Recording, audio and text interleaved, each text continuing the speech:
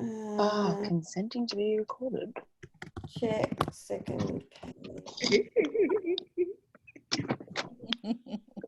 Spooky! Hi. Oh my God! Well, I'll change the lighting here. Here, I'll I just change the lighting. Is there a dark room? We're going to now. It's daytime where I live.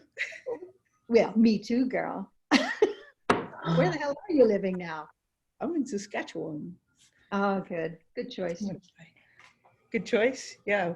Isolation is just natural here. Exactly. 100 miles to go to get your paper. I went for a walk and my mom was concerned. I said, I saw 5 people and 5 dogs in 5 kilometers. It's All okay. 6 feet apart. Yeah. Wow. You made it, Mookie. Hello. Hello. Hello. Hello. I'm trying to find the ideal location. Hi, De Castro. Good to see you. Hi there. Nice to see you. How's it going? Perfect. Oh, what a mess. My gosh, I don't know. I need a better backdrop. Okay, it's 7 o'clock. So hopefully, Are we on? Are we firing off? shall we, Dave, just give me the go ahead by text if you want us to start.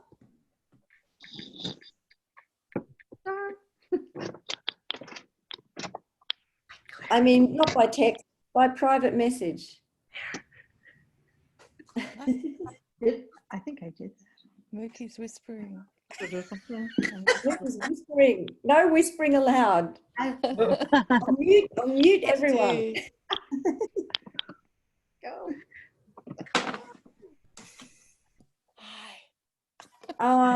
Go. Hello, good evening. Good evening on the 1st of April here in the UK, but the 2nd of April to Sydney. So we have Clown Panel number 2 brought to you by Clown Power David Spafficky. So welcome to the people on the panel, and Antonella Casella is going to be chairing the meeting this evening. There is also an audience on the Zoom who can post questions, and we've already had one question, thank you very much. The meeting, the chat is also being recorded or streamed live onto YouTube. And if people are missing it, or you know somebody that wants to watch it at a later date, it's going to be it's being recorded this evening. So you're not going to miss it. You're going to watch us come what may.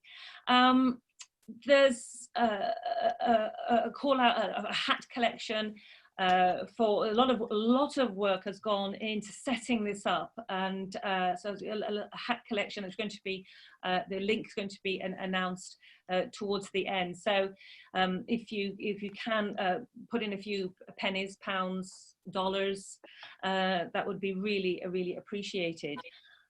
So with no further ado, I'm going to pass over to Antonella Casella, who is chairing us bunch of clowns.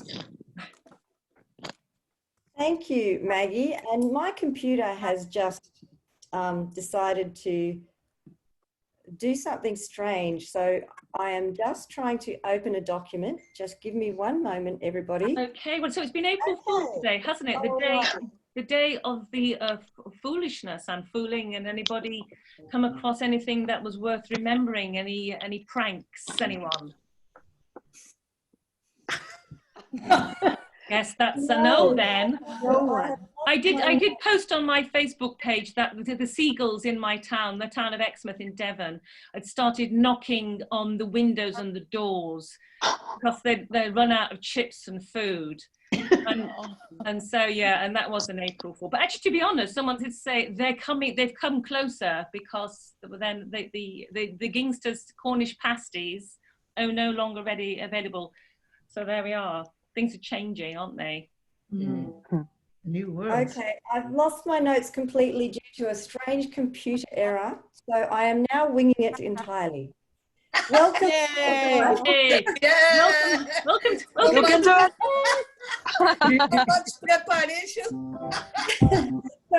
everybody who is on the panel, and I'll get you to introduce yourselves in a minute. I'm Antonella. I am the Senior Artistic Associate at Circus Oz 3 days a week of my working life, and the rest of the time I run a new digital arts hub called the Circus Arts Hub, which is a creation centre online for circus. In this panel today, we were going to call this panel Women and Circus, but then we realised we had to call it Women and Non-Binary Artists and Circus, and then we realised, and Clown, and then we realised, well, why don't we just say clowns? Because that's what everybody is. We're all clowns. So that meant we didn't have a topic, really. So we're going to go back to thinking a little bit about who we are in society. I think what we decided was that we would say that as a group of people, we think clown is about inclusion, but also about rebellion. And so sometimes that means acknowledging things like patriarchal constructs and rebelling against them. And sometimes it means celebrating who we are in spite of, because of those things. So in that spirit of rebellion and inclusion, I would like to invite the clowns to introduce themselves. And then there was Who would like to silence. go first? Maggie, you've already been. This is silent clowning.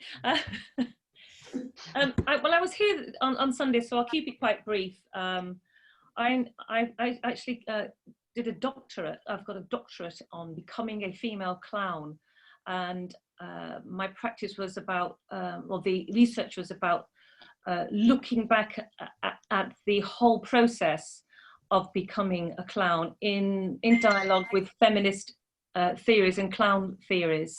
It was a practice as research and process. So that was doing it, reflecting on it, training, talking to others, looking at historical documents. And I would say boundary crossing, absolutely, completely part of my work, my practice and my ethos. I'm a clown teacher, I'm a comedy teacher, I'm a researcher, and I absolutely love this art form. Thank you. Thanks, Maggie. How about Emma? Do you want to go next? Yeah, sure. My name's Emma May, and I perform with a critter, little war mask love letter that I invented called Betty Grumble. And yeah, the sacred notion of the clown's given me a lot in terms of performance as healing practice and medicine, and I'm excited to talk today about all of the spaces in between all of these notions. And yeah, I'm definitely keen on chatting liberation and rebellion and love energy via clown body. Beautiful, thank you. And how about Sue Morrison? Wow. Well, I don't know. I've never approached any of my work from the point of view of with any message or any point of rebellion. I think I've just always gone forward and done my own thing. I don't like to see work that is heavy on message. It seems, for me, when I see that, I kind of feel like, well, that's obvious, and what else, you know? I'm interested in how, from a personal, from your world, how do you interact with things? You know, what does that look like? What does that feel like? It's not to carry a big bag on your back for me. It's something much more personal than that. And as I say, all my work, whether it's in comedy, or I used to do with Second City, or as a performer or a teacher or director, I just go forward as myself, and I don't want to use the word ghettoize, you know, but I don't want to marginalize myself as a woman teacher or a woman director or anything, or performer. So maybe I should leave the room now. I don't know. Okay. Oh, not at all. I think that's why I found my notes again, actually, Sue. And I think for some people, grappling with certain socio-political things, even if it's in their subtext, is important. For other people, that becomes oppressive or irrelevant. But it's all grist to the mill. It's all grist to the mill. You may stay in the room. You may stay in the room. I mean, if it's relevant, if it's important, it's going to come out, but not like a big banner, possibly, or maybe as a big banner. That's also possible, you know. But it's got to really come from not trying to speak for everybody, but to speak for the self. You know, your experience. Yeah, yes. I think, yes, the clown experience. Should we hear from Claire at this point? Experience. Hi, I'm Claire. Hello, everyone. From Melbourne. Yeah, I work mostly in live performance, so that's the majority of where my clown is on the stage making work and performing and touring with groups or by myself, or mostly in a duo called with Daniel Tobias, and I also teach and workshops that explores clown and physical comedy, and have done that for a long time. And I suppose similar to Sue, I haven't really sort of ever approached, like even in the early days, when I was in a clown troupe where we all cross-dressed as men, it was mostly because we thought it was funny, and we felt funny when we dressed like that, and it sort of seemed to strip away actually perhaps ourselves or our femininity, and kind of in some ways it felt very liberating to do that. And that was sort of over 25 years ago when I was doing that. I mean, I still do that, but yeah, I think, I mean, I suppose if I'm talking about the feminine in clown, my favorite clown mode is a character called Astrid Rott, who is rebellious and sexual and feminine and strong and holds no prisoners. And I deliberately made that character because I had been playing a silent male clown. And when I met Daniel Tobias and we were making a duo together, I said, I want to be a woman and I want to have a voice. But I don't sort of put out on the stage that, you know, I never say, oh, this is a feminist work, or not that I have any problem with that. I just feel like I am a feminist work. Like that is just who I am. And then how people see my work is up to them. But I don't, and I love other works that do that. Like, I just think there's room for everything. Absolutely everything. And, but for myself, I just go, it is just who I am, and I don't, I just make the work that I find interesting and the stories that I want to tell. That's really interesting, Claire, that statement, I am a feminist work. And I'm gonna hold on to that thought and ask the question in a minute, but we'll throw to Angela. We haven't had you yet, have we? I'm here. Yeah, I'm here. Hello, I'm De Castro from London, Brazilian originally. And I've been doing theater a long time, theater maker, come to study clown about 35 years ago. I work everywhere, actually. So I run workshops. I start running workshops as a way to keep learning, to keep researching. I perform as an actor as well. I direct, I'm an outsider, I speak, I do all sorts. So for me, my work, what I love about clowning is the diversity and the way that there is a space for everybody. And for me, my work is, like others said, I don't hold any banner. I just do the work I want to do. And I found interesting and what I want to say. That what is the most important thing for me, you know, is to what is true to me. I found the clowning to be extremely liberating. And when I discovered that, I found my family, really. So that's my practice. I keep working. That's it. Thanks. Thanks, De Castro. And Mookie, I think we haven't heard from you yet, have we? True. It's true. I'm Mookie, and yeah, I'm a clown, and because that's why I'm invited. Um, uh, is well, I perform and teach, and same as everybody. That's how we get on. And so, what's the question really? Is it like kind of how gender has influenced our work? I guess. This is just general introduction. Yeah, that was it. That was it. I'm Mookie. I'm a clown. I work in circus, cabaret, and streets and stuff. I've got a question for all of you. I guess I've got a few, but I'm gonna start with just moving or following on from what you've all been saying, how personal it is for all of you. I think maybe if you could all tell us a little bit about how you started, when you felt I am now a clown, and how that happened.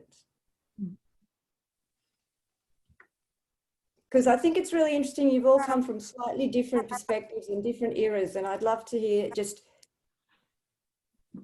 when that moment happened, when you started thinking of yourselves as clowns and around that. All right. For me, it was like this. I never thought about being a performer.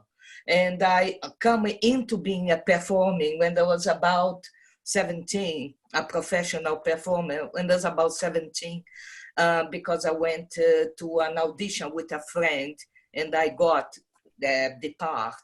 So I then become a professional actor then. And I haven't been to a drama school. I haven't got a degree on anything. I only done everything by intuition.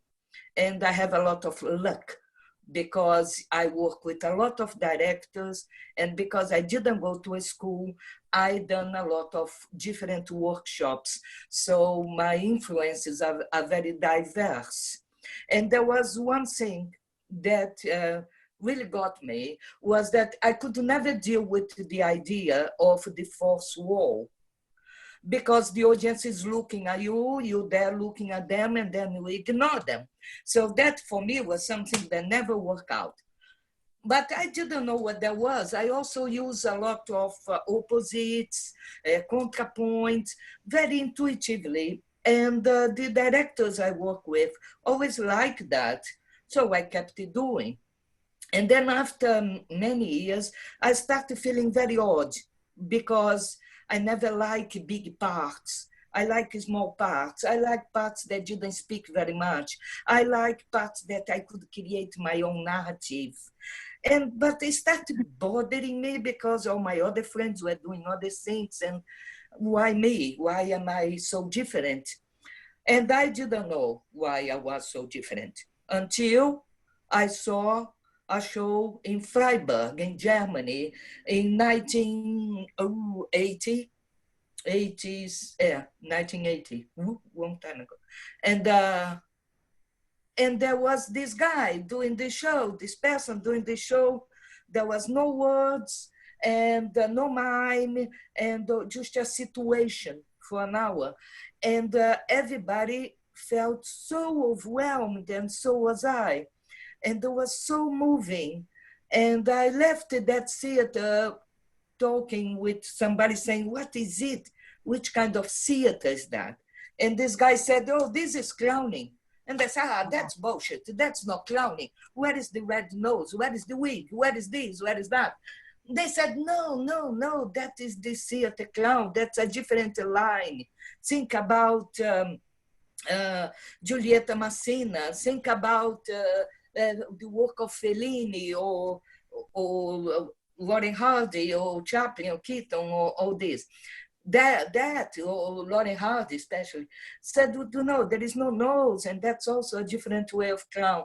And that when the penny dropped, and I said, oh, okay, I'm not a weirdo. That's what I am. I'm this.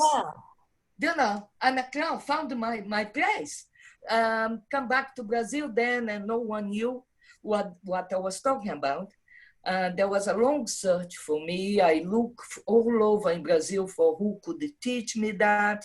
I ended up opening my own company in circus theater because I saw there was the closest, but still not that. Until by accident, I ended up in Europe again and decided to do a course in London. And that was in '86. And was that Grenier or was that No, Grenier? no. It was a simple clown course with a wonderful teacher called Frankie Anderson in London. Okay. And I was passing through here, and then I stayed to do this course Great. because I think that sounds like the turning was- point. You finally found your place. And I'm going to ask, I'm going to That's throw right. to somebody else, MMA. I'm going to throw to you and ask them, do you identify as a clown primarily? Wait, do I? Yeah. I have always kind of thought that even though I've felt clown and love that people would call me one, that I think that I think it's for other people to call you or for to feel in other ways. So I've definitely called myself a sex clown in order to you know, I harness my trickster energy when trying to like promote things. And I've called a show Sex Clown Saves the World. And yeah, I mean, I think it's such a sacred thing. When did you start using, well, when, I don't know a lot about your, I know very little about your evolution as an artist. And so did you start in performance art and when did it transform? When did you first use the word clown, either whether it was purely for marketing purposes, but when did it come into your story and why? Marketing purposes. Yeah, something De Castro said that really pinged in my heart just now was the idea of family. So I grew up a 5, 6, 7, 8 kid, did my dance training and was obsessed with the idea of getting into performance, except I only thought there was this one way of being.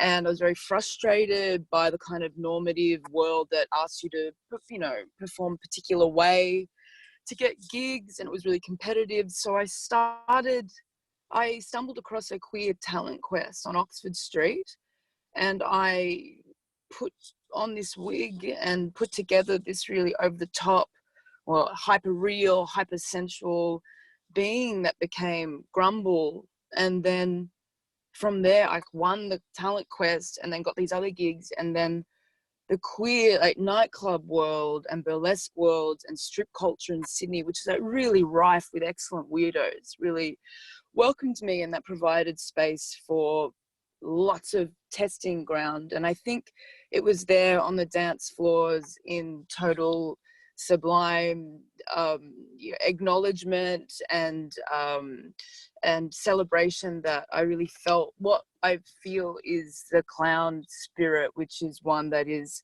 for me a laughing, sensual, very cosmic, mystical way of chattering with an audience and being seen. So yeah, my practice, I the idea of genre has always been a bit to me, like genre and identity and these things that are, it's a paradox. It's like when we're talking about speaking about women and clown, it's like both things, we can speak to it and also let it go.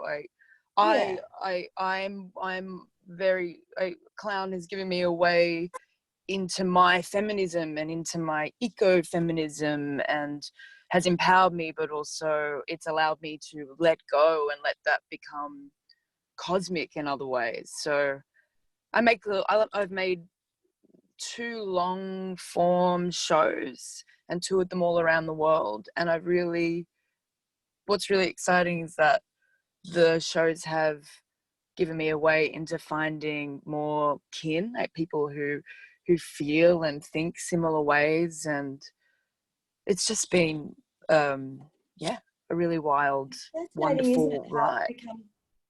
You would think performing is an ego-driven exercise, but just that idea of it being about community is really strong. And I'm wondering, Sue, if you want to talk a bit about how you came to clown. Yes, sir. Was it community? Was it theoretical? Was it starting with a red nose and rejecting it? What was it? What's your story? I was working in comedy a lot, doing a lot of improvisation and that kind of thing, and did very well that way. And I found it very easy to be funny from my head. And one day just sort of asked myself, I wonder what it's like to work from my heart and not from my head. And met an amazing clown teacher, Richard Pachinko.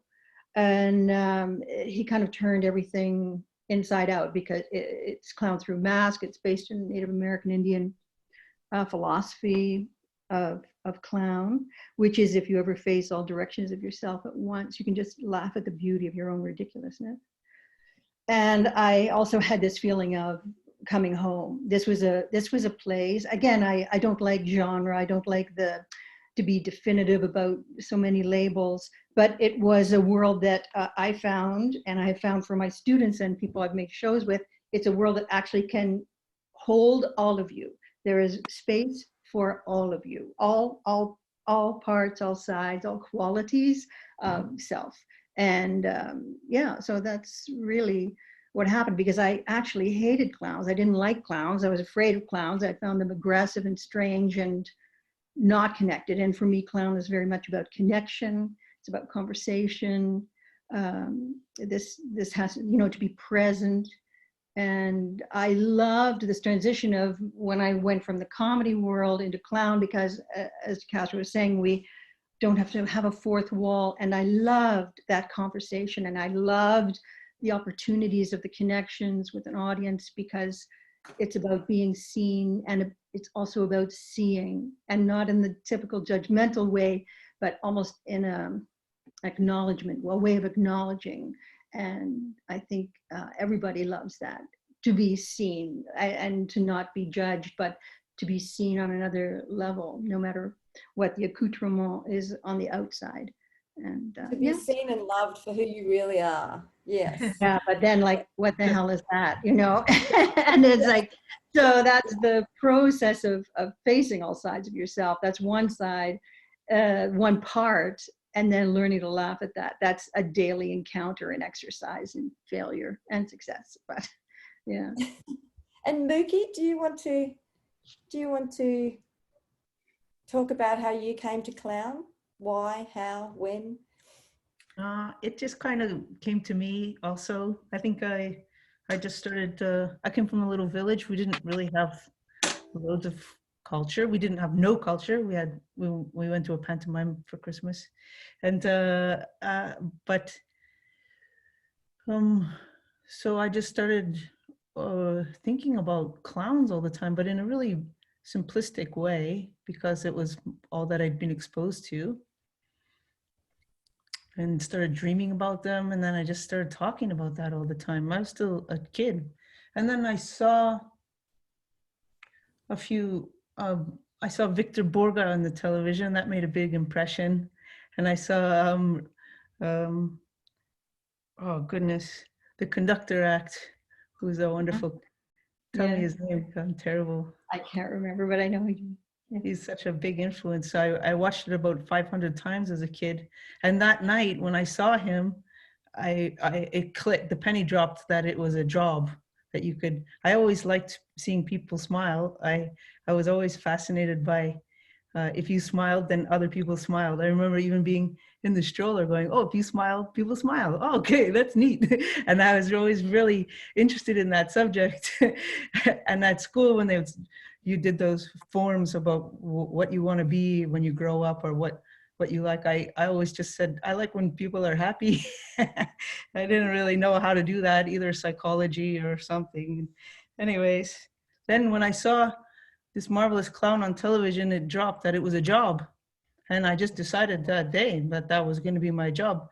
And the next thing, I started doing little bits and bobs in our village, and there was a jazz festival coming into our village, and I really liked jazz at the age of 13 or so. And I wanted to go to the festival, but it was too expensive for my at that age. And so I went to the producers and I said, what if I entertain the children and I could get in for free. And they said, sure. So I went to this festival with a little playmate of mine. We were both 13 and we played with the kids all day. I had such a brilliant time. I forgot all about the jazz music. My little friend was fatigued and lying in the field sleeping, and I was still playing with kids and having a brilliant time. And around 8:30 at night, I remembered, oh, the jazz music. So I was like, okay, bugger off, kids. And I listened to a little music. I was so excited. It was several kilometers from my house, and I ran the whole way home. I was so full of adrenaline and energy. And I remember that night on the way home, I was like, okay, that's it. That's my job for the rest of my life. It's amazing how everyone's got such a clear moment of when it actually kind of happened. Yeah. Claire, have we heard from you, Claire? We haven't heard from you, have we? Not on this question. Yes. Yeah. I always wanted to be a performer. I did dance a lot as a child, and I guess I really wanted to be Julie Andrews. And I remember when I got about 12 years old, and Julie Andrews or Doris Day, and films like that, musicals. And I remember a very sad day. I grew up in the UK until I was 12, and I think I was about 10 or 11 when I realized that they didn't make films like that anymore. And I remember being very sad, going, I didn't know what I was going to do with my life, because that had been what I was going to do up until the age of 11 or 12. Big moment for me as a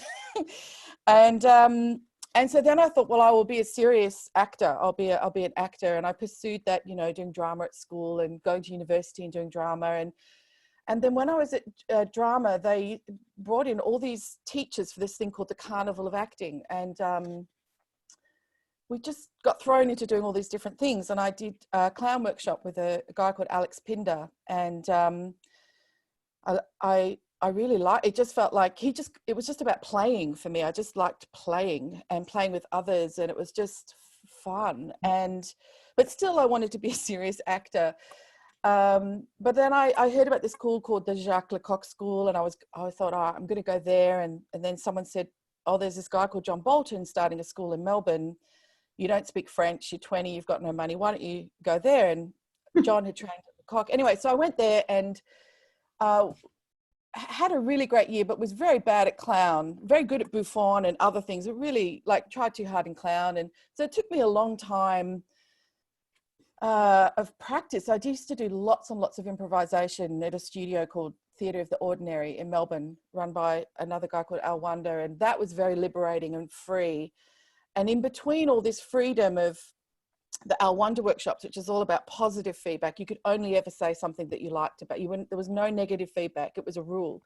But in between doing the Al Wonder stuff and having done John Bolton, which was very much, you know, get off, you're boring, get off, stop. I also did some workshops with Philippe Gollier, which was also get off, you're even more boring. But what I loved about the Philippe Gollier workshops, and he does cop a lot of criticism, but what I really loved was that, well, he was pretty much always right about what was boring. Yeah, not funny. That's true, that's true.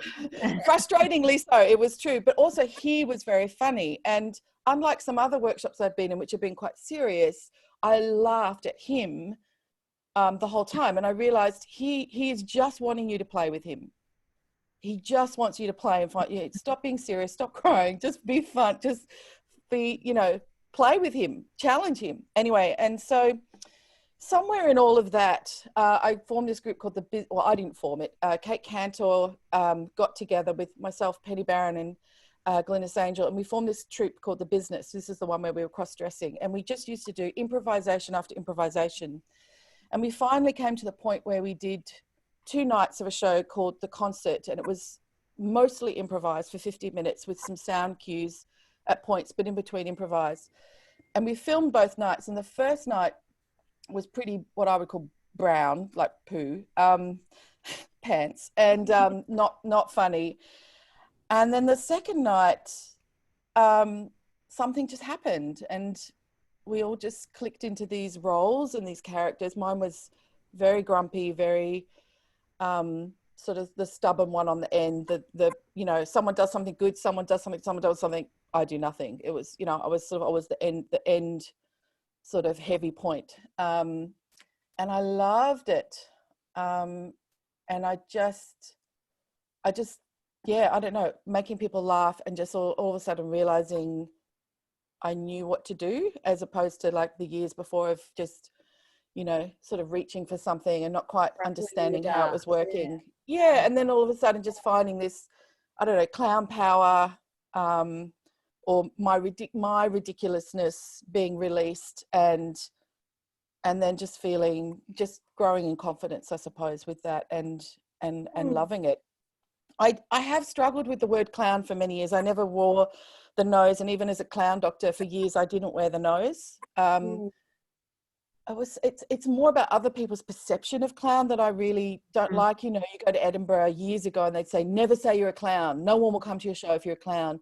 Then clown was all in vogue about 7 years ago in Melbourne. There was a whole wave of kind of a new wave of clowning, if you like, with Phil Burgers and Rachel Spirison and a whole, you know, and lots of women too, but sort of it became back in vogue or whatever. But I sort of struggled with it because of the stereotypes of clown, and going, I don't want to wear the red nose and be associated with what I saw as something sometimes a little old-fashioned and a little kind of predictable. I liked making, anyway, I won't go on. No, it's a good time for you to wind up, because I have been instructed that halfway through the hour I must give a formal toilet break. But before I do that, I have some announcements to make. One is to remind everyone that Dave Spathicki he's invested a lot of his time, his energy, his passion, and his cold hard cash into Clown Power and to this new series. So if you can, those of you that still actually have any kind of income in this current climate, or money you happen to have under a bed, there is a PayPal through which you can support Dave's work. So if you can, please do. If you can't, find someone who can and tell them to do it. Yeah. And the other announcement is all about me and my colleague Aaron Walker, who's an award-winning photographer, web designer and aerialist. So as I alluded to earlier, he and I are launching a new project on Monday. It's an international digital creation centre called the Circus Arts Hub. And through it, students, emerging artists and artists in general too will be able to access leading circus creators, I'm reading now, yes, through one-on-one sessions, panel discussions and videos. The website goes live on Monday, and I'll be posting the web address in various circus Facebook pages on Monday morning at 10 a.m. Australian time. And Tuesday is our first panel discussion, which funnily enough is titled The Digital Centre Ring, Circus Online, How, When, What's Best and What Are the Issues? So look out for that. That's my ad break. Okay. So how do we do a toilet break? I don't know. I tell you what, some people know how. Oh, Mookie, yes, excellent. Yes, okay. Take it away, Mookie. See you later. Enjoy. Yeah. 1 minute toilet break. Oh no. Oh, later. Okay.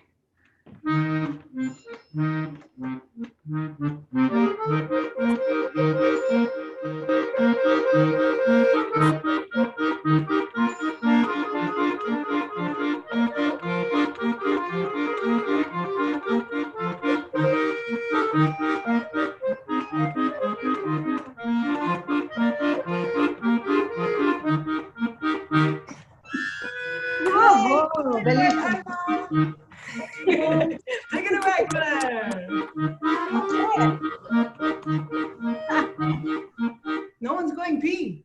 Yeah, I just did in my whatever. I'm not. Audience members, hopefully. Emma's gone somewhere. MMA has. Oh no, Where is Emma? MMA is in fact at the wheel. Not only is she in a car, but she's at the wheel. Okay, all right. Toilet break over. I know there's a few questions from the audience, and Dave is going to get them to me, hopefully, because I can't see them at the moment. I must be looking at the wrong thing. So in the meantime, there's a few things that came up for me, and I'm just going to list them, and then I think we'll just go into open discussion. My first question is coming from something that Emma May said, and that is, what is the difference between all the other excellent weirdos in our performing world and clowns? That's one question. Another question I have is, can any of the women on this panel ever not be feminist clowns, whether they're trying to or not? Is it possible to identify as a female clown and not be feminist? That's the other question I've got. And the third one is something I'm interested in. Is there anyone in the panel that did come from a point of view of wanting to give a message first and then using clown to do it? Because most people have said the opposite. So they're my three questions. No, there is another question from somebody about age. Yes. Yes, I'm waiting for the questions. Yes, it's on the chat link, Antonella. Whereabouts? On the chat link, on the chat, from Karen Bell. Yes. So while I'm looking for that, if someone wants to tell me the difference between all the other excellent weirdos and clowns, what's the difference? What do they mean by weirdos? I mean, what do you mean by weirdos? That's a good question. Is that saying that clowns are weirdos? I'm not sure what that really means. Do you mean like circus performers, actors, characters?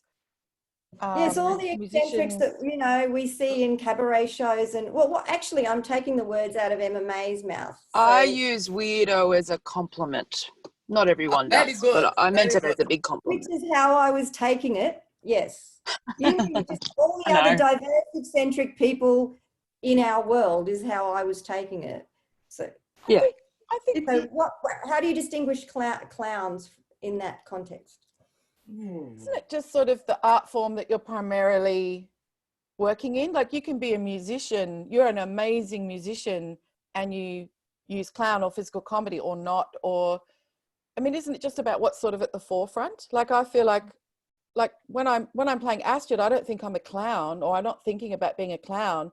I'm just thinking, I'm just using all the skills I have, which is in that case, music, physical comedy, and clown, and bouffon, and character, and it's all there. I mean, I just feel it's however people want to, what their primary art form might be, and how that then informs their work. And so if you're a trapeze artist, obviously that takes a huge amount of skill, strength. So that's often at the forefront. And then you might use other skills like your ability to interpret music. Maybe you're funny as well. So I don't know. I mean, is that how we all connect together? Like, or maybe we're all performing in similar frameworks like the Adelaide Fringe or the Melbourne Fringe, or, you know, in variety shows like Varietyville, or, you know, all the composite shows that are going on out there in the world right now. Maybe that's how we come together. It is curious to say, well, why is one a fool, why a jester, one a clown? A little bit it's semantics, and then a little bit it's a spirit and energy. My friend was here visiting and he said, oh, do you get nervous before you go on stage? I said, of course your ego does for a second, but then I just say a little prayer, and it's not about me, it's about them.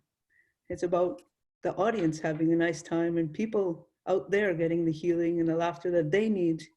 So I think that's where clowns differ a little than other performers that do tend to be a little more ego-based. Not that we don't have our egos as well, but our intention is purely that we're willing to show our ugly, hairy ass if it's going to get a laugh and going to bring joy to other people. And that's a difference, because a beautiful actress would never show their ugly, hairy ass in order to enlighten an audience, whereas we would do anything for others in that way. And I think that's a little bit the differentiation between clown and other forms of comedy.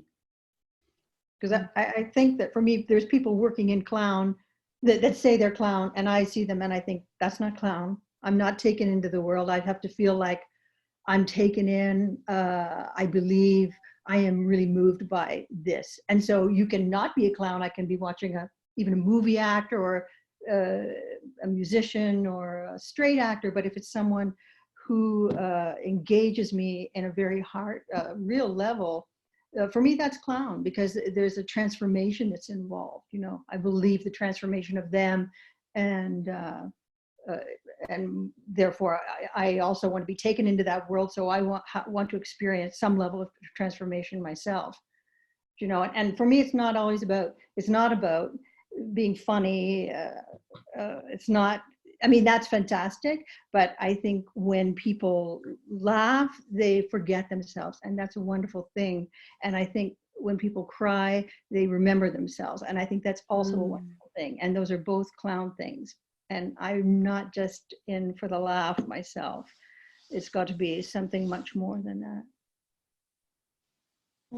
I like the democratic quality of a clown, like what Mookie said about spirit, and that clown is slippery and kind of can belong to anyone and everything. That's what really turns me on about it. So I think anybody who gets up in front of people is being seen and seeing, like what was said earlier, and it's those relationships that are for everyone that it really excites me. So maybe it's good practice to feed for everyone to feed clown.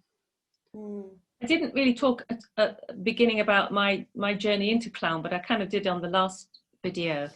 But I think the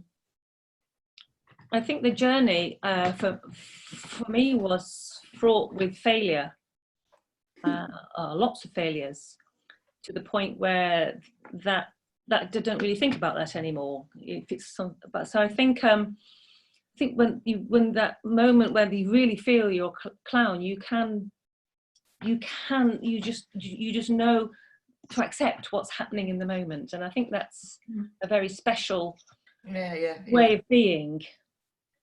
I think and I think to not worry that things aren't going wrong, that things aren't going right, to just be with it and let it. I think the journey into clown, I think you have to go through that pain of it not working and and walking away and then coming back and then just getting to the point where this is what it is. Speaking of pain, Maggie, do you want to shall we go to Karen's question, which I can't see on the list, but the question about age, and has age affected your clowning? Well, I didn't come to clowning until I hit 40. And I think it took several years of training and courses and work and working in this way of thinking and being, to feel eventually that I was a clown. I think it's not at the beginning I felt I could clown. I took to it. But then when you start working in production, it's more. You have to think more about the process and the context. Age. I think now it's trickier. I think I'm wondering where I am now. I have to say I'm in a period of transition, and that's fine. And I'm working in that period of transition. So at the moment I'm doing a lot of teaching, and I still go in. I perform in what I call the everyday. I perform all the time, in everyday life, in business, and whatever I'm doing. Outcomes.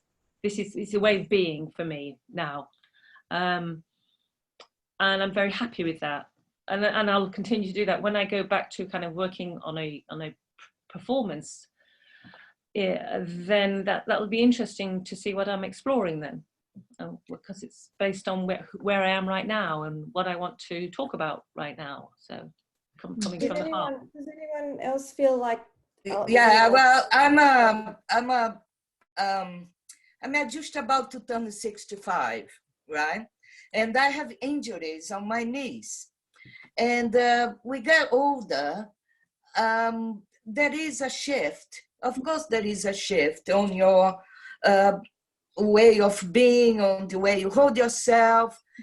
But there is something very amazing about clowning, is that I went to do my show not long ago in Chicago, and I said, oh my God, I have to be on my knees. How I'm gonna do that, and blah, blah, blah. I was so worried about it. But actually, when it come to it, the clown just took over. And there is always a way that if you just trust on the clown you have, they will sort it out. Because I was talking to myself, oh my God, how I'm gonna do this, and I'm naked, and I have this dance, and I have to leap, and this and that. And I just heard that very quiet voice on back of my head saying, just live with me.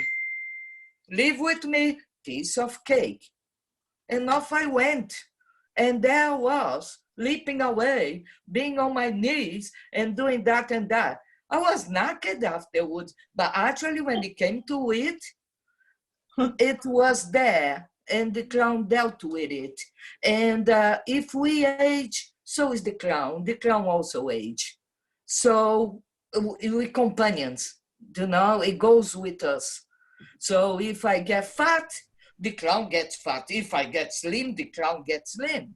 So it's how it is. And we adapt. That's all I can tell you. The clown has an adaptation. And I just wanted to, I was a bit slow with the question before about the weirdos and the clown and what makes, I think that for me, the clowning I do is to do with the state of clown. And for me, that's a very big difference. You know, if you can put yourself or discover or find your way to arrive on this kind of zone that is proper for clowning, then you clown, and that's the big difference because, for me. Because if you think we share many disciplines, so we needed to know how to move, how to dance, how to sing, how to interpret a text, if you like, or how to create, how to devise. And that's belongs to many other disciplines, to circus, to dance, to theater, to wherever. But the thing is the clown's intelligence for me. How can we put yourself on this space where everything is possible, where you don't care about failing, you don't care about succeeding either. You're just there on that pure moment, and then we relate with humanity. And for me, that is the big thing. We do what we do for an audience. We don't do for ourselves. We do for the audience. You know, to entertain or to move or to educate, whatever reason. I'm with Sue. It's not just about being funny. It's about exposing the truth of a particular moment, or your truth, or how you perceive what society is going on. So it's pretty much, for me, if you have this state, this ability to go to this place, and create from there. So for me, that's the difference. I think it's good to hear you answer that question, Angela De Castro. That was really illuminating for me. Anyway, the truth plus funny I've written down. So I'm going to move on. We've got a lot of questions, so everyone's not going to be able to answer every question. So I'm just going to I'm going to ask a question and one of you just jump in. This is from Rani. How do you feel about exposing yourself when people get judgy about it? Get what? Judgy. Judgmental. Judgmental. Wow. That's about their stuff. Exactly. That's about their stuff. That's okay. They can feel that way, you know. Yeah, I think so as well. That's it. You know, that is, I don't mind. If you trust what you do, you go with your truth. And if people don't like or judge, that's the risk we take. You know, we out there, you know it. It's not going to be everybody's cup of tea. So that's okay. I've also, just because I've dealt with my body and sex energy a lot in performance, and there's so much shame around that just in the world. In my spirit, I even see sometimes what you call a negative reaction as a sign of movement or change. So even if they're going blah at you, maybe that's okay because it's still movement. But because I think, this thing about judgment, it's like, I don't, you know, as a performer or whatever, you don't want to get caught into that or anticipate that, that is the reaction. And maybe that's the place you have to go to. That's the exciting, that's the risk, that's the opportunity to me, you know. So it's, I try not to know that, because you can't know that. And after they come up and say, it's fantastic, you know. And you thought all the time that they hated you. But something is, you know. Yeah. You can't please everyone anyway. Has anyone ever felt unable to deal with negative feedback after a show? Has anyone ever received feedback that was actually hard? Well, sometimes it's hard. Of course it's hard. You know, you try your very best and then sometimes it doesn't work. You know, I think we needed to be very honest with ourselves with things like works and doesn't work. Sometimes we flop, you know, and that's that. Accept it. And sometimes people don't like it and they sometimes very rude to you, or, well, then so be it. But I think sometimes, I don't know, sometimes, often, I mean, the worst critic after something that doesn't work is yourself. It's like, first, if I can deal with that, then I can deal with somebody else. I normally laugh of it. I normally laugh or say, oh, I done that show, didn't work, I was a shit. And I laugh. I usually take some time before I can get to that point, but. I do remember the one and only solo show I did, and I'll say solo, but I did have two musicians who were on stage, but I was the only, if you like, clown performer or actor on stage. And when I did that show, it felt like it went extremely differently every night. So some nights it was just funny from the beginning to the end, and it also was quite a moving show and had quite a bit of pathos in it. And other nights it just felt like it was dark and weird, but not in the way that I had intended it to be. And so then afterwards, the response sometimes from audience members would be, oh, that was interesting. Or even from one person, why would you want to make a show like that? And I hadn't actually wanted to make a show like that. I had wanted to make more of a for sure show, if you like, what I consider you know, the intention meets the expectation, you know, like my intention is received in the way that I was hoping it would be. I mean, sometimes there are happy accidents with that, but it was like there was no, it was like people were seeing a completely different show on different nights, and it would happen from the very beginning of the show before you'd even seen me. I was up in a hammock. It would almost be when the music, it was like I could tell that tonight it's going to be dark and weird, or another night people had already started giggling before they even saw me, and then it was funny, delightful, beautiful and moving. And that experience for me was really hard. Like I really struggled with that, and I think I have intentionally since then tried to make shows, or not tried to make shows, but you know, I've always wanted to make shows I enjoy doing. With Dan and I, if there's any part of the show that we don't personally love doing, either one of us, we work to make that part of the show something that we look forward to, and we work to change it because we want to enjoy every part of what we're doing. That's the most important thing for us.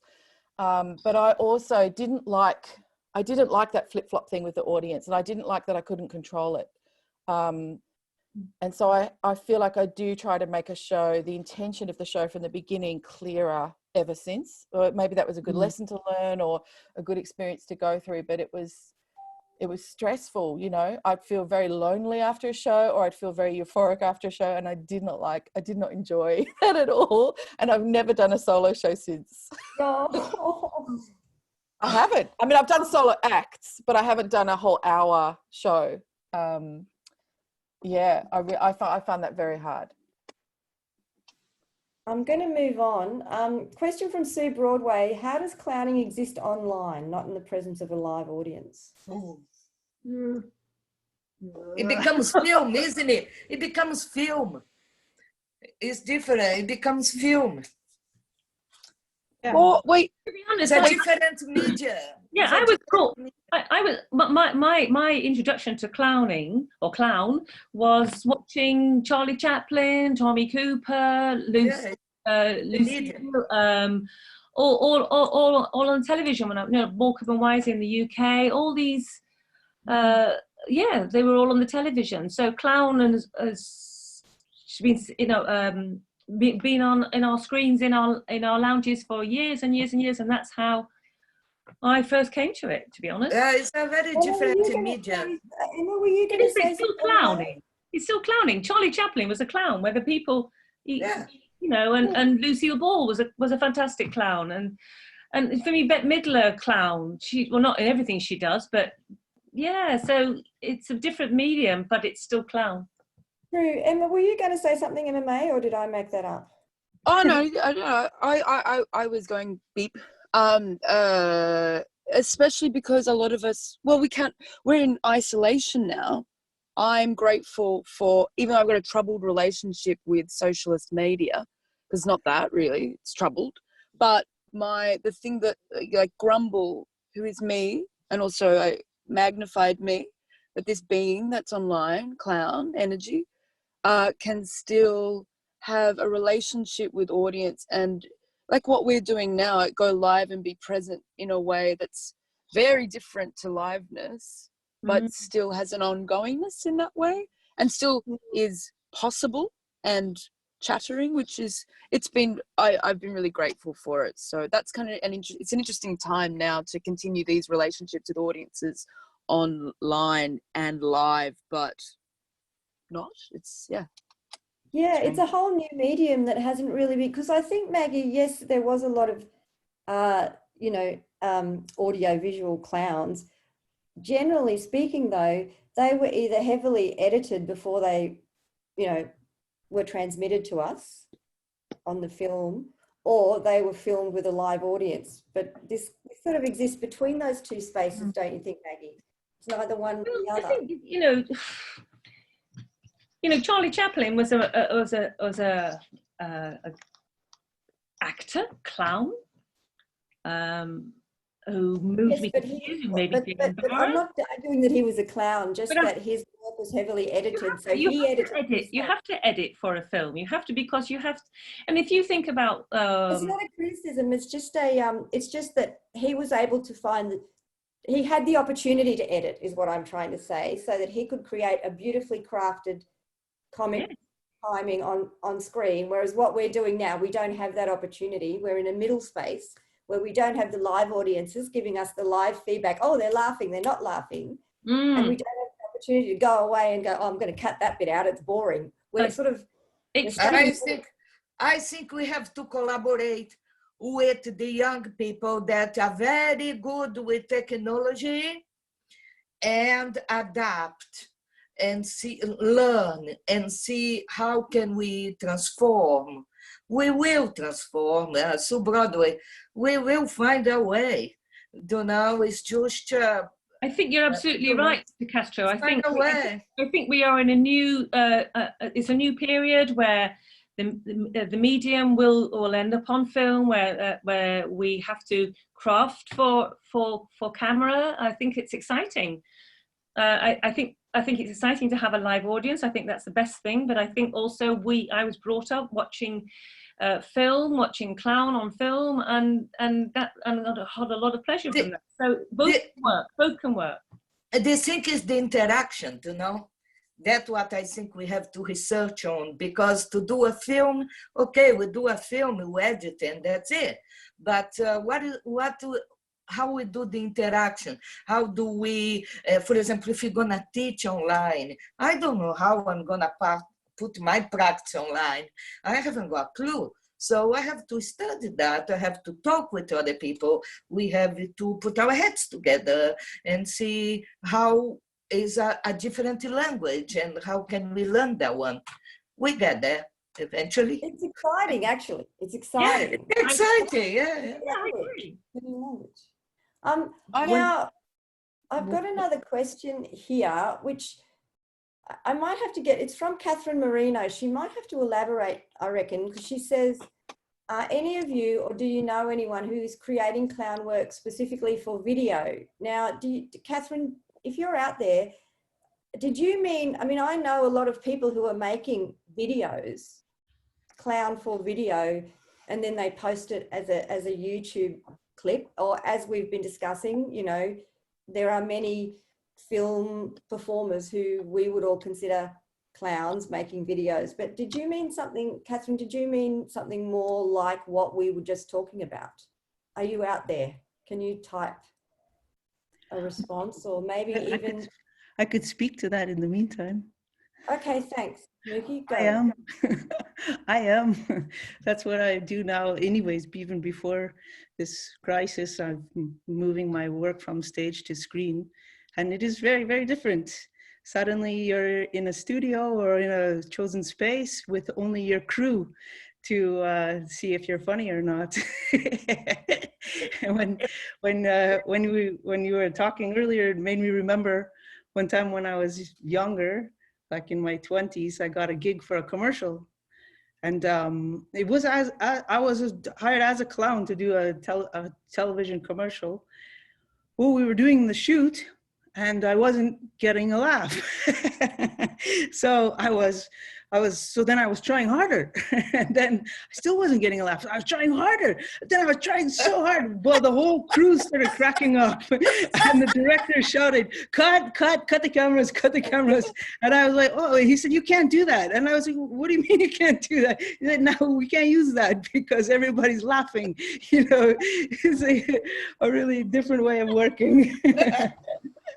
So you have to trust. If I think for filmmaking as a clown, you have to trust a little bit inside that you do know what's funny, and you do try to see if your camera guys and your sound guys are smiling. That helps a lot. But it's vastly different from the stage. And you're right as well. The timing. When we're live, there's so much energy. You feel the energy in the room. There's the energy of 100 people in the crowd and it's bouncing, and it's all very fluid and natural for us. And now working with cameras is very, very different experience. You're right. Sorry, Antonella, what you said, that a lot of the comedy actually is in the editing. And so in my work, I sit with the editor and we do the cuts together. Absolutely, because I feel like as a comedy, that's my job. And you're absolutely right. The comedy in filmmaking is in the editing. Dan and I have been online since the start of our characters, if you like, with Otto and Astrid. We've done a lot of interviews that have been online, but we've had a big, our characters are on Facebook as those characters. We've made music videos and a web series, and as Mookie just said, yeah, totally, the detail was in the editing, the comic timing. But I think because we knew the characters so well, it wasn't hard to do without an audience. And we've been able, and because you get direct, if you're on Facebook or you're doing Facebook Live or whatever, you're getting a lot of direct feedback from people all the time online. They're writing to you, they're putting emojis on the screen on Instagram, they're connecting with you. So it isn't the same as a live audience, but it is. You are constantly getting feedback when you're online, if you're live in that way, not rather than putting up editing a video and then putting it later. But even then you'll get feedback, you'll get comments, you'll get response. So we've always loved, that's always sat side by side with our live performance with that particular act, which has been great.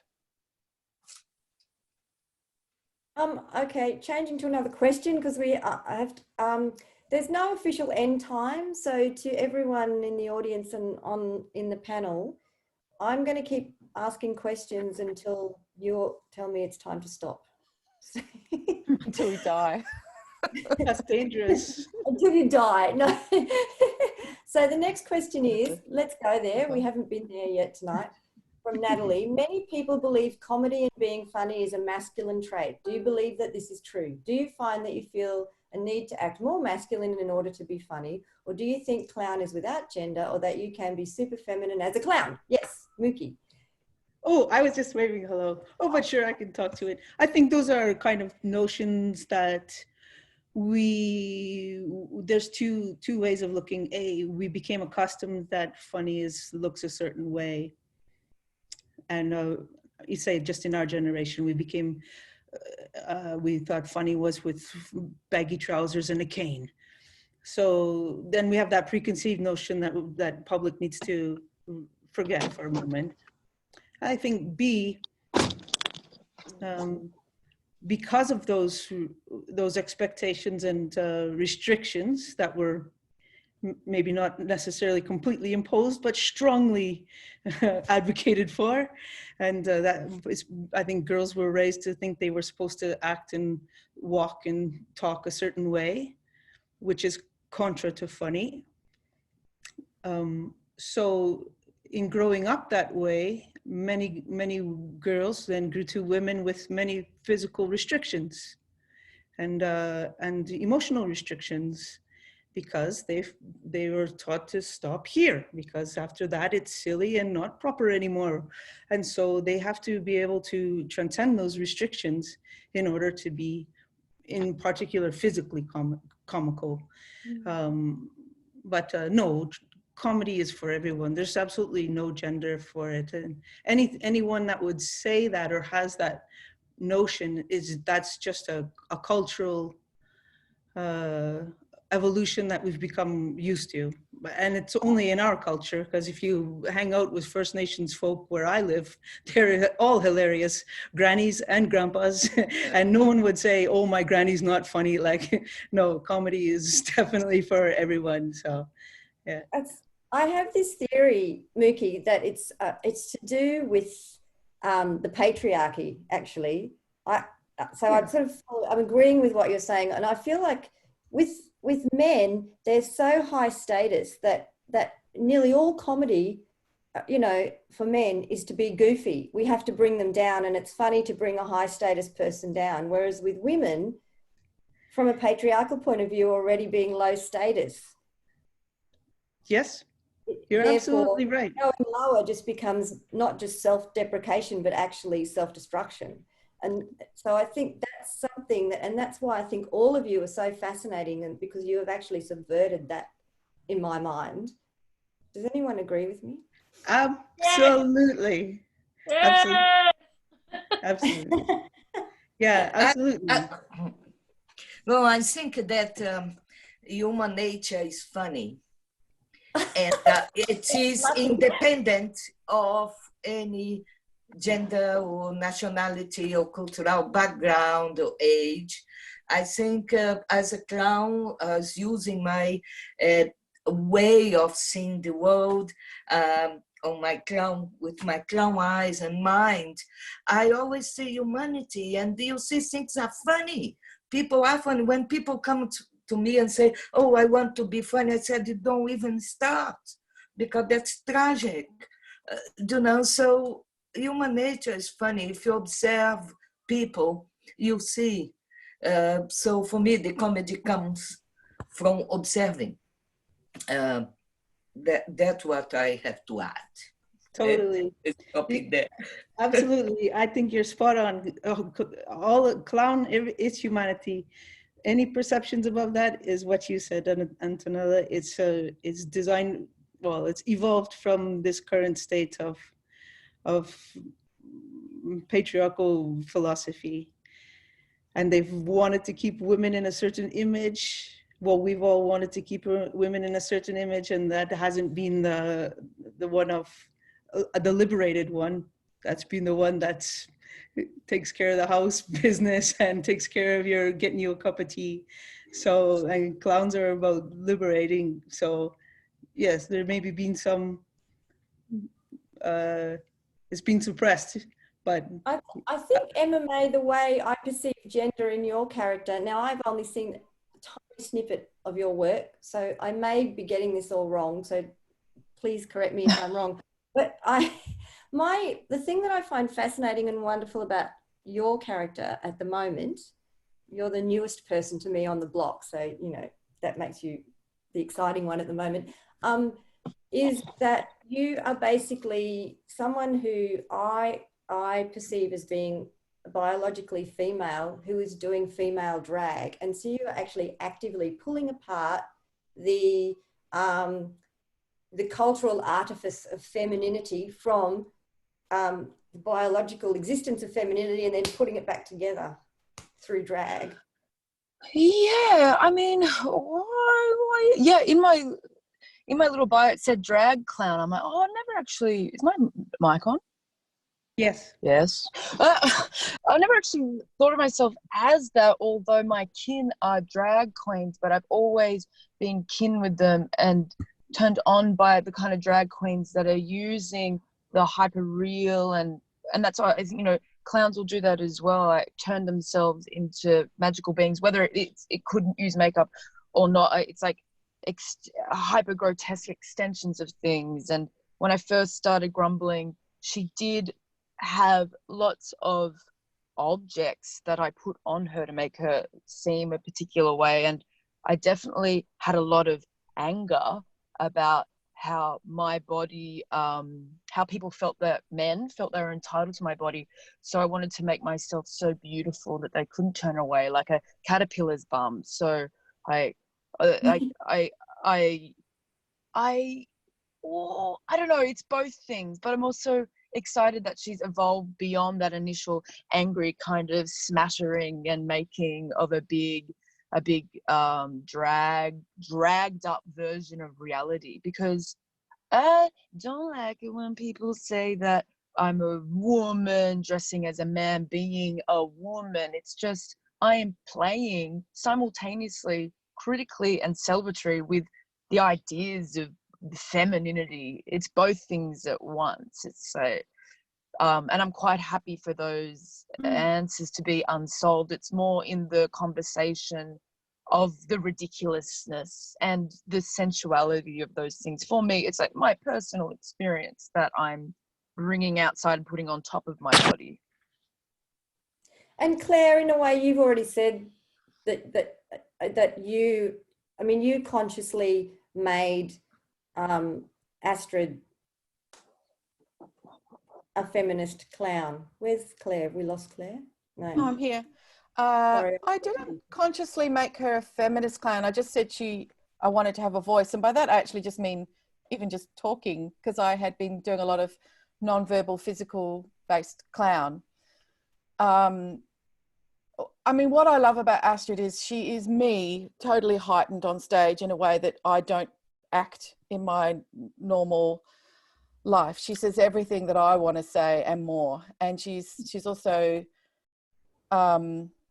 very sexually promiscuous, if you like, but I mean, in all its gloriousness of loving everyone and wanting to be with everyone and take everyone home, and that is also in contrast to my clown duo partner Otto, or Dan, who in his role is doesn't really understand anything from the waist down, and is kind of like atrophied from the age of 9 years old when our parents, so say, died.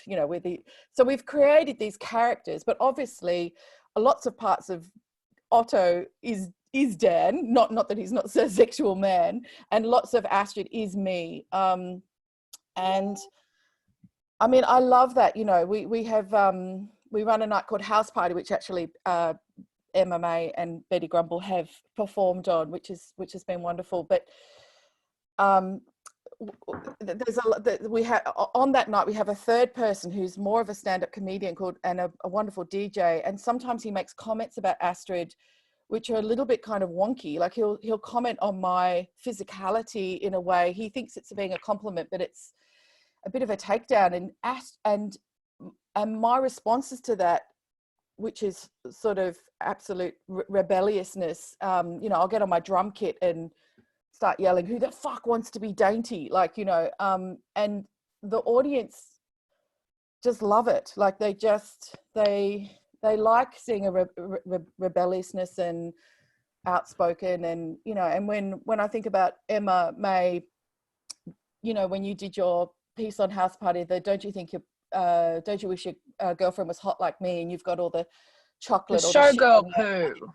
yeah, the showgirl poo on your ass. And I look out in the audience and I see everyone's face is just in rapture, like they're in wonder, they're in shock that you're doing it, you know, because Poo is universal. Poo is universal, but you're subverting, you know, your beauty and your strength, your amazing muscular body on stage, and then you're going, and now I'm going to slap poo all over my ass and with glitter and put that in your face, and it's a wonderful mix, all of that the combination of. It's interesting because I was wondering if some of the more don't know what the right word is. The senior clowns want to talk about that idea of being sexually confident as a clown, and if you've played with that, how you've found it. I never played with that. I take as it comes. My clowns come from somewhere. I have a hunch and I follow it up, and then suddenly I have a clown persona or a clown character, or as you want to call, that is always part of myself, that I'm expressing on that way. And I don't have any agendas of it's going to be a female or male, this. I just accept as it comes. And I never been a political clown as such, or a feminist clown as such. I never been worried about it. I never been a thing for me. I just done the work. And for me, the simple fact that I am doing it is already a political act. When I started, this discussion about women clowns was quite big. When I have my first solo show here, I was working as a clown already with the other companies, and then I have my solo show, who was very nice and very well accepted. And people start saying, "Oh, how is it to be a woman clown? Oh, the woman clown, and this and that." And I never ever thought about it. I was just doing it without without holding a bun about it or shouting about it.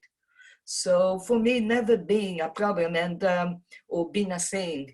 And I have a lot of male personas. A majority of my clowns are male or androgynous, or I have a couple that are females.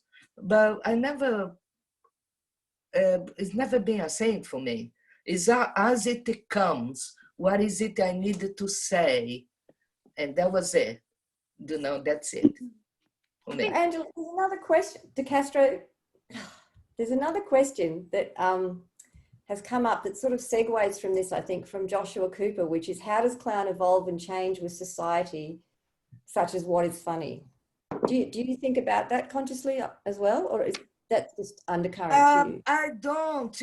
You know, this thing it's very different to me as a performer or creator. When I create my own things, I'm very slow on it, and I just see what's my perception of what I'm doing, and sometimes it's very funny, and sometimes isn't.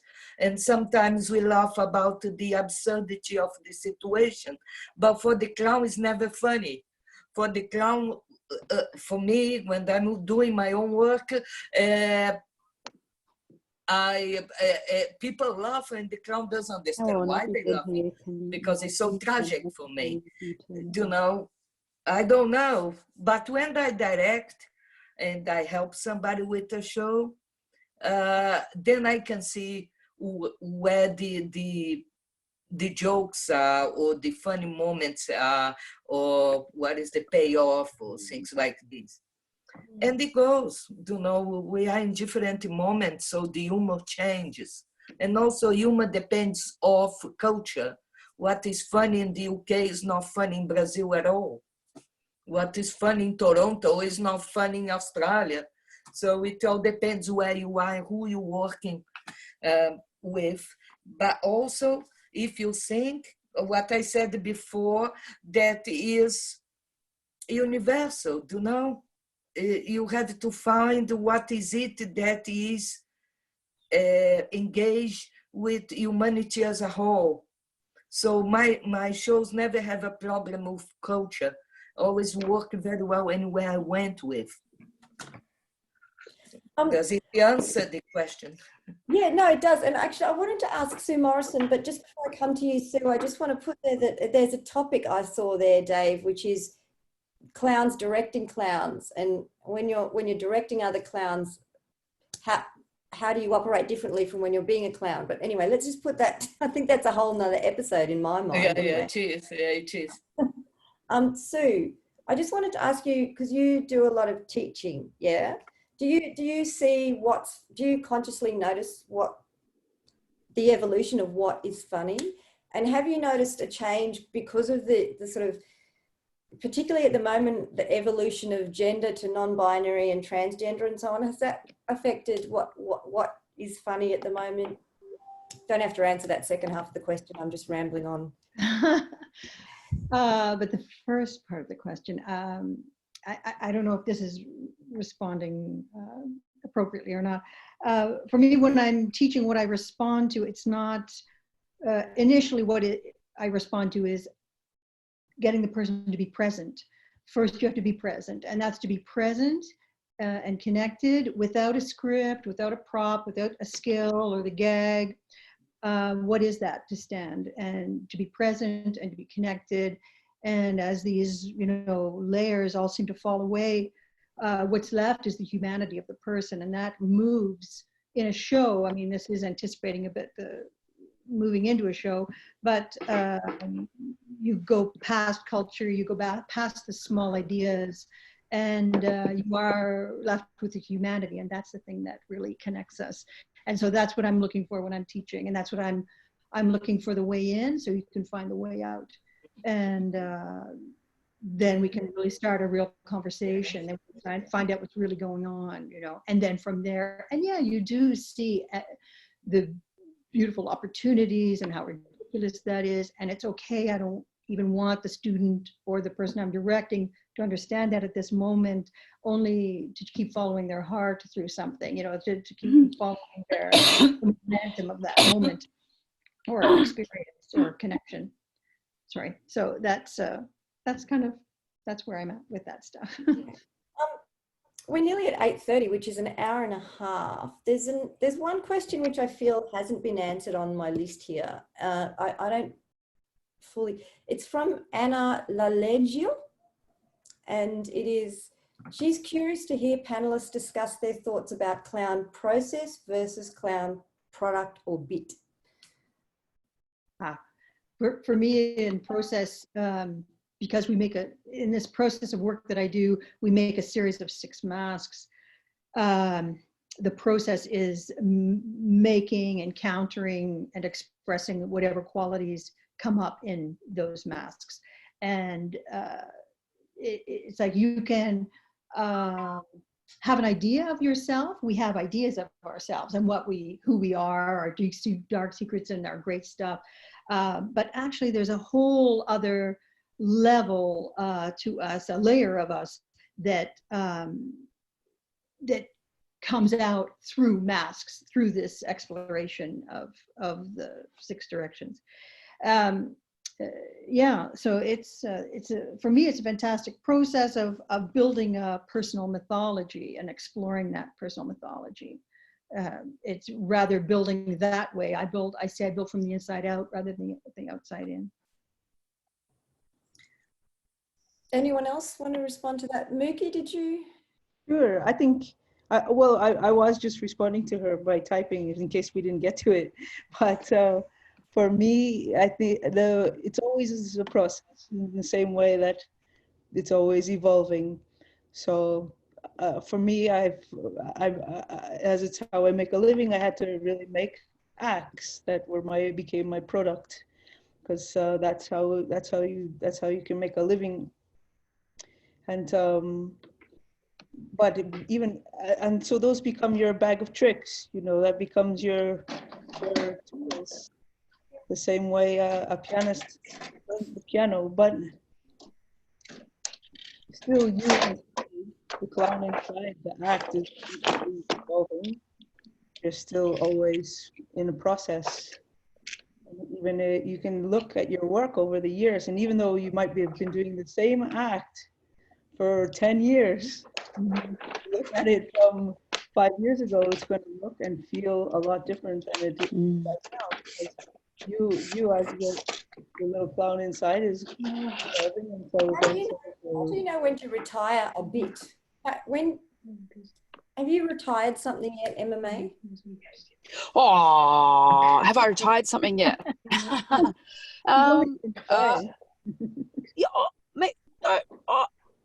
think what Mookie's saying about things evolving, the more you do the thing, you discover it. Am I on? I don't know. You're on. I can hear. But yeah, I'm excited about things evolving, and I've definitely learned more about myself and the discovery of things. That's why I try and remind myself I'm just making a series of agreements with things in an act, and you've got to leave space for playing and being vulnerable to the unknown, because that is where, for me, the most exciting alive things can happen, and it's really happening then for the audience as well, and it's a beautiful circuit of energy.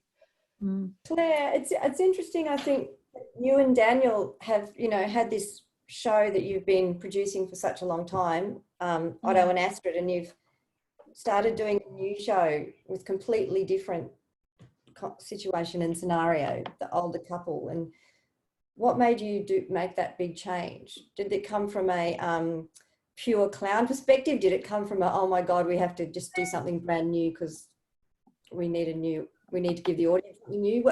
Talk about it. We've been talking about making a show with older characters based on our grandparents for a long time, and I think somewhere along the lines of when we made the last Otto and Astrid show with Circus Oz, which was kind of like a culmination of all our shows in a way, because it was all our backstory in one show. We felt like we were about to make maybe either another Die Rottenpunkte show, which is going to be Otto and Astrid's joint solo project, or we really wanted to push forward with this new show that we'd started dreaming about and writing about. And we actually flipped a coin in Toronto. We were with Eric and Eric Davis, and we were saying, well, we don't know which one to do, and he said, let's flip a coin. And as soon as we flipped it, it became this show, the anniversary. We were just very excited. And it's also kind of going back to my roots, which is more non-verbal physical comedy. So I've been playing Astrid now for over 15 years perhaps, and so now, and that was also very much Dan's domain of music, singing into microphones. I learnt to play the drums. That was his world of being in rock bands.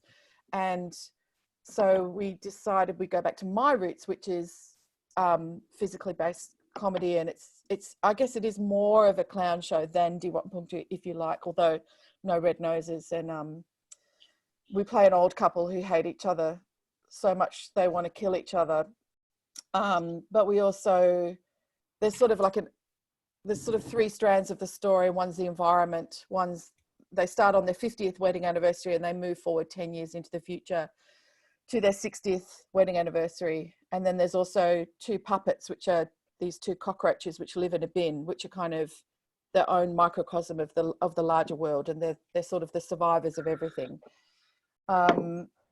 We haven't got to perform the show yet because of the coronavirus. I'm not allowed to mention that. Not allowed to mention it, sorry. Strictly not allowed to mention the blah, blah, blah, blah, blah. Blah, blah, blah, blah.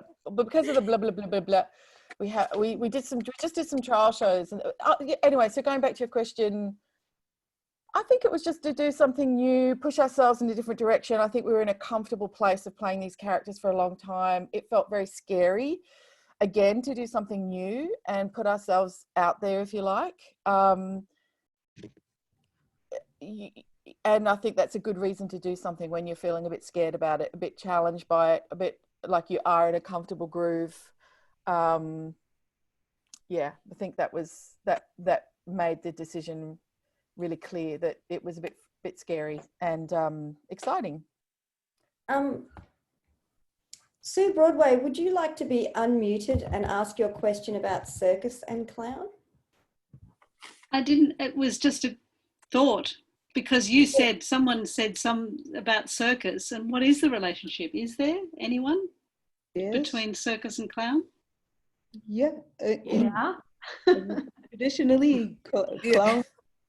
Traditionally, clown is the everyman in the circus. So you're the one that breaks that fourth wall and plays with the audience.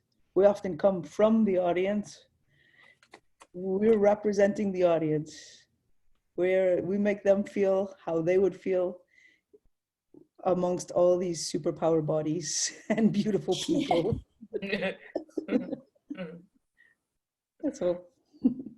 I mean, also to break tension, right? The clown. They're very, you know, it's an amazing position to be in because it's taking care of the audience, really, you know? Yeah. Circus can be very boring when it doesn't have clown, but clown can exist quite well without circus. True. Sure. Ooh. I love circus. Someone has said, could you define the difference between clown and bouffon and where the line is drawn? I think for me, bouffon is much more psychological.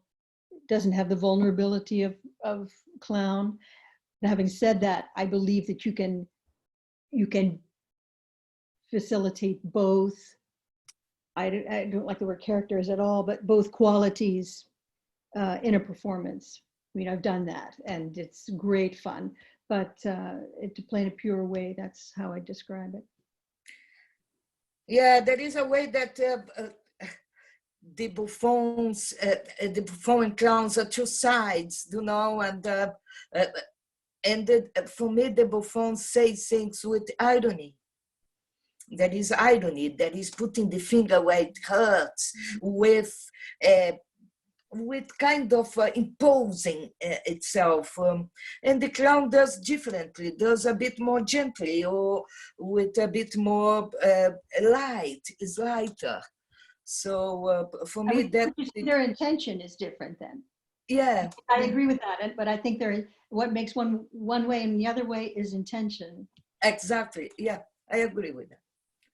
That's it.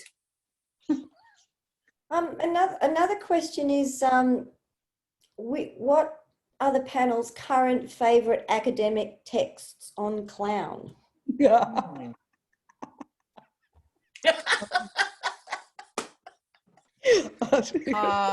read the Herald Sun once. That was quite funny. Oh, man. Maggie, you seem like you've been studying clown, and I keep doing this. I don't know why I'm doing that. I'm gonna. The academic. I tell you what, read my thesis and then. Then the academics. Make your mind up. Read my thesis, and there's lots of. Maggie Irving, I hear she's very good. Yes. Yeah, there's lots. Yeah, lots of references to. I mean, academia is. The bridge between academia and clown, well, There is so many books to read. Go and read the books. So on that shelves behind you. Here. Got this one now at the moment. Lots of books. You've got to look up for the books, yeah. But when I came to clowning, when I came to clowning, I was just saying, there's women barely appeared in any of the any writing.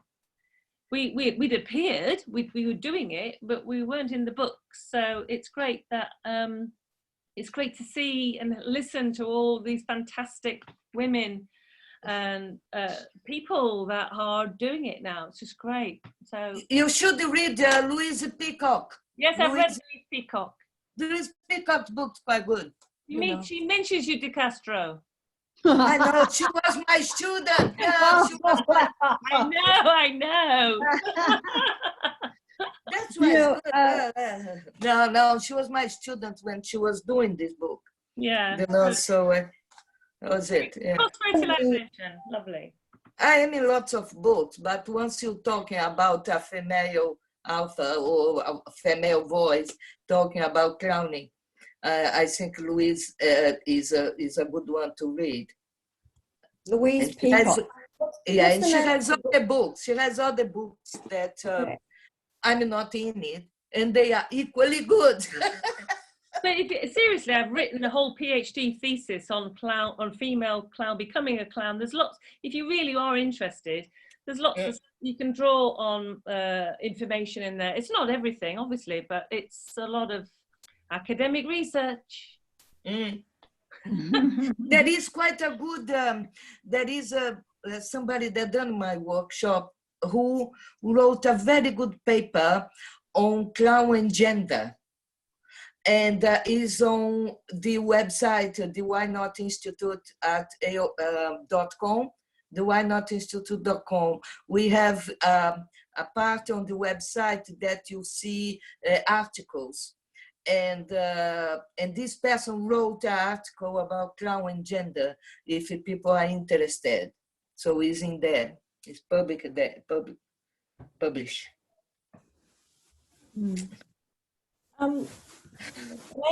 Maybe is there, maybe on Clown Power there could be a thread of people's recommended texts or something. Yeah, maybe. Yeah. I can put in there. There's quite a bit of, there's some interesting, there was a recent contemporary circus book came out. Did that have, were any of the artists featured in that, clowns? Does anyone, which one? The one that Katie Lavers just put out, Contemporary Circus, that had interviews with all the leading creatives in contemporary circus? Did that? I don't think clowns. They don't have clowns in contemporary circus. No. They're sad. No, they don't. Contemporary circus is sad. Can't laugh at itself. They don't have clowns in contemporary circus. I'm going to write that down. Hang on. Well, there's certainly a binary between contemporary circus that doesn't and contemporary circus that does. Yes, I've noticed that academics are starting to use the term contemporary circus just to mean arty serious circus. Because we used to call everything contemporary circus that wasn't classical circus. But now, yes, Claire. Well, what is contemporary circus? I mean, Circus Oz started 40 years ago and they called themselves contemporary circus. Now Circa has evolved and they're the contemporary circus. What is contemporary circus, just anything in the last 5 years, or like how we define it? Now, this is why this is a bit of my bee in my bonnet moment, but I've noticed that academics are starting to refer to the first wave of contemporary circus, which I identify as being new circus now. So there's classical circus, and then there's stuff that started bubbling up in the 70s, epitome of which is Circus Oz, is called new circus. And then all the arty stuff where you wear jeans and t-shirts or leotards, I think that's called contemporary circus. When has circus never not been contemporary? The bicycle was promoted by the circus. No one, every new invention was always promoted by the circus. Even prior to that, circus was always, it's only ever a contemporary art form. It's only present. It's never, that's all circus has ever been. All these titles were mostly adopted kind of around animals, leaving animals out of the circus. That's when we decided we needed new titles for everything. And when we started, I don't know, sprucing up our leotards. But I mean, I think actually circus has always been contemporary. It's a live art form. It's a street art form. It's for people art form. So there's never been a time that circus was not contemporary, and all these new titles are whatever. They're just trying to make themselves something special and to differentiate, especially you have some countries, for instance, in Italy, and countries where old circus with animals has become very distasteful and people don't want that. So they've had to differentiate themselves, because it's different if you're from some countries where circus kind of had a new wave or a fresh wave. But in a circus like Italy, where there's still loads of circuses, you need to be able to differentiate and say, no, we're not one of those with giraffes. We're with sparkly spandex. So they've made these words that are of more importance. But circus has always been contemporary. Thank you, Murky. On that note, I think that's an excellent, although it wasn't about clown, it was an excellent way to wrap up. Clowns are contemporary too. Yeah, Exactly. clowns are eternal. All right. Oh, and Mookie is going to play us out with a song. If anybody really wants to ask a question, you have to be louder than Mookie on her accordion. You've got about or you text it. And then we're finishing. Oh, yeah.